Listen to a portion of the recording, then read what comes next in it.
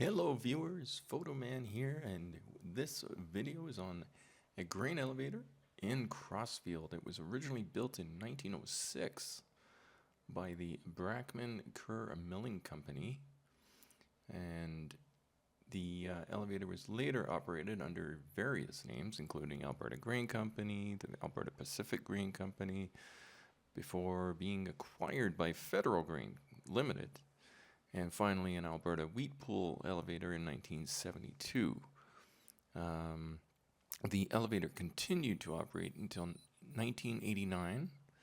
The emblem on it you see now in the video is actually United Grain Growers, and I can't see any history on when they actually ran it, but there were obviously modifications made over the years to increase the production.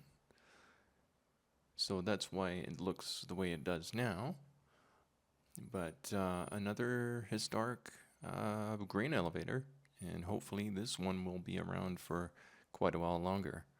And as always, thanks for joining the channel and watching the videos and taking time out of your day to do that.